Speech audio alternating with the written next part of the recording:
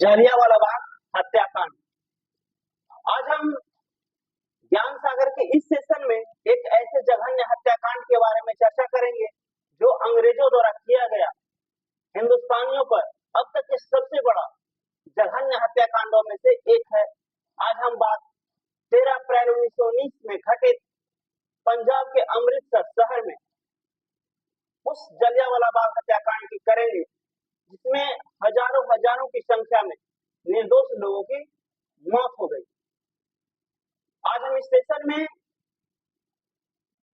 उस जलियांवाला बाग हत्याकांड के गुनहगार खलनायक जनरल डायर की चर्चा करेंगे तथा साथ साथ उधम सिंह की भी चर्चा करेंगे और इसके साथ ही साथ जनरल डायर को मारने वाले उस महान व्यक्ति की भी चर्चा करेंगे। तो आइए आज हम जलियांवाला बाग हत्याकांड को विस्तार से जानते हैं। तो आइए चलते हैं 13 अप्रैल 1919 के उस जलियांवाला बाग हत्याकांड की ओर जो पंजाब के अमृतसर शहर के स्वर्ण मंदिर के बगल में एक बाग जिसे हम जलियांवाला बाग के नाम से जानते हैं, उस जलियांवाला बाग में आखिर क्या हुआ था कि इतने सारे लोग इकट्ठा हुए थे, एक सभा बुलाई गई थी। आखिर कारण क्या था कि सभा बुलाई गई? तो आइए 13 अप्रैल 1919 के जलियांवाला बाग हत्याकांड से थोड़ा पीछे चलते हुए हम लोग मार्च 1919 में चलते हैं। मार्च 1919 में अंग्रेजों ने भारत में उठती हुई स्वतंत्रता के आंदोलनों और अंग्रेजों के खिलाफ विद्रोह प्रदर्शन को दबाने के लिए अंग्रेजों ने एक कानून पास किया जिसे रॉलेट एक्ट कहा गया, जिसे काला कानून कहा गया। इस कानून के तहत अंग्रेजों ने यह नियम बनाया, यह कानून बनाया कि बिना किसी वारंट के, बिना किसी मुकदमा के किसी भी भारतीय नेताओं को शक के आधार पर उसे जबरन गिरफ्तार करके जेल में डाला जा सकता है। इसके विरोध में महात्मा गांधी ने सत्याग्रह, पूरे हिंदुस्तान में सत्याग्रह का आह्वान किया। इस सत्याग्रह के आह्वान का नेतृत्व पंजाब के महान नेता सत्यपाल सिंह तथा डॉक्टर सैफुद्दीन किचलू कर रहे थे। डॉक्टर सैफुद्दीन किचलू और सत्यपाल को अंग्रेजों ने रॉलेट एक्ट के तहत उन्हें शक के आधार पर उन्हें गिरफ्तार कर लिया। सत्यपाल और डॉक्टर सैफुद्दीन किचलू के गिरफ्तार होने के बाद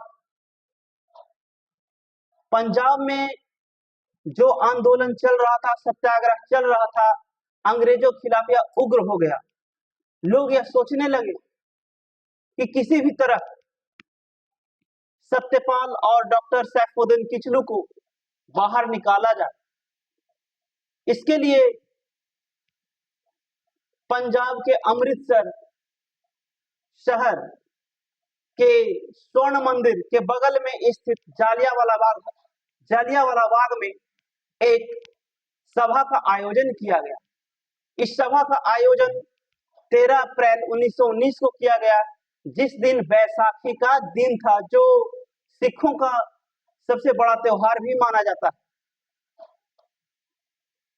इस सभा का जो स्थल था जालियांवाला बाग, ये चारों ओर से ऊंची दीवारों से घिरा हुआ था, उस पर कटीले तारे लगे हुए थे। इस बाग के एक ओर से दूसरे छोर तक जाना बहुत ही कठिन काम था।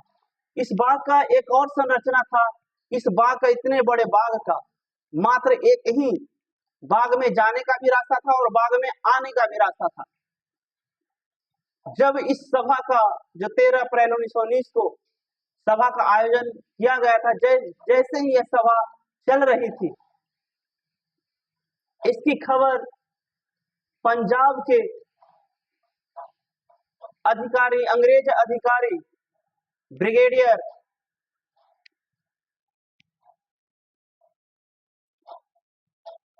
जनरल ओ डायर को मिली, तो उसने बिना देर किए हुए अपने सैनिकों की टुकड़ी लेकर उस जलियांवाला बाग की ओर चल पड़ा।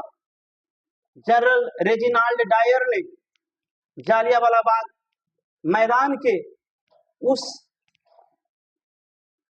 दरवाजे को या उस रास्ते को बंद कर दिया जिस रास्ते से अंदर जाने और बाहर आने का मात्र एक ही रास्ता था। उस रास्ते को उसने बंद कर दिया और अपने सैनिकों को अंदर ले जाकर उन निहत्थे निर्दोष लोगों पर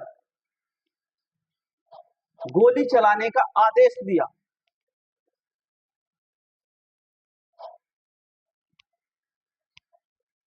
जनरल रेजिनाल्ड डायर ने तब तक गोली चलाते रहा जब तक उसके सैनिकों के बंदूकों से गोलियां खत्म नहीं हो गई। इस बाग में इतनी सारी हत्या हुई, इतनी लोगों की जानें गई। इस बाग में एक कुआं था। इस बाग में जो जलियांवाला बाग जो कुआं बना हुआ था, वो जो कुआं था वो सूखा हुआ था। उस कुआं में भी लोग जो निहत्थे थे अपनी जान बचाने के लिए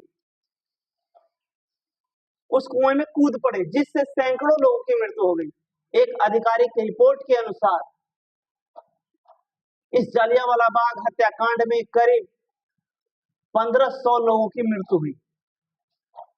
इस घटना के बाद पूरे पंजाब में तनाव बढ़ गया और पूरे पंजाब में मार्शल लॉ लागू कर दिया गया। मार्शल लॉ के अनुसार कोई भी सभा का आयोजन नहीं किया जाएगा, आदमी समूह बनाकर खड़े नहीं हो सकते, ऐसे ऐसे नियम लागू कर दिए गए। जब 1500 लोगों की मृत्यु हुई और इसका दोषी जनरल डायर को बनाया गया, पूरे भारत में इसका विरोध हुआ, तब इसकी जांच के लिए अंग्रेजों द्वारा एक कमीशन का गठन किया गया जिसे हंटर कमीशन कहा गया, जो अंग्रेजों के द्वारा ही लाया गया था, जिसका कोई खास मतलब था नहीं। इसके विरोध में रविन्द्रनाथ टैगोर ने अंग्रेजों द्वारा दी गई नाइटहुड की जो उपाधि थी वो लौटा दी। इसके बाद महात्मा गांधी ने असहयोग आंदोलन शुरू किया। इस हत्याकांड के विरोध में असहयोग आंदोलन शुरू किया। इस जो हत्याकांड था, महात्मा गांधी ने जो असहयोग आंदोलन शुरू किया 1920 में, इसका व्यापक प्रभाव पड़ा। इस जलियांवाला बाग हत्याकांड का एक साक्षी जो गवाह था, एक छोटा बच्चा, उसी मैदान में जब ये सब हत्याकांड हो रहे थे उसी मैदान में मौजूद था। उस बच्चे ने कसम खाई कि जब तक इस हत्याकांड के गुनहगार जनरल रेजिनाल्ड डायर को मार न ले या उसकी हत्या न कर ले, तब तक मैं चैन से नहीं बैठूंगा। उधम सिंह, उस बालक का नाम था उधम सिंह। उधम सिंह को जनरल डायर को मारने में या उसकी हत्या करने का मौका खोजते खोजते 21 वर्ष बीत गए। उधम सिंह को जनरल डायर की हत्या करने में 21 वर्ष बीत गए। तब तक जनरल डायर हिंदुस्तान से अपने कार्य संपन्न करके, कार्य खत्म करके वह इंग्लैंड चला गया था। वर्ष 1940 का समय था। 13 मार्च 1940 को कैकेस्टन, लंदन के कैकेस्टन हॉल में ईस्ट इंडिया कंपनी द्वारा association of royal central Asian society की एक बैठक चल रही थी। उस बैठक में 13 अप्रैल 1919 जालियांवाला बाग हत्याकांड के दोषी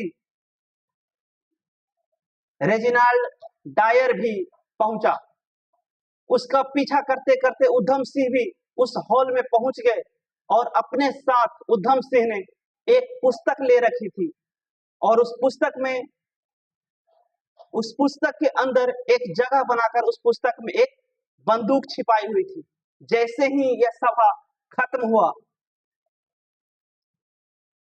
सब बारी बारी से जब बाहर निकलने लगे हॉल से, तब मौका देखकर उधम सिंह ने जनरल रेजिनाल्ड डायर के सीने में गोली चला दी, जिसके कारण जनरल रेजिनाल्ड डायर के मौके पर ही मृत्यु हो गई।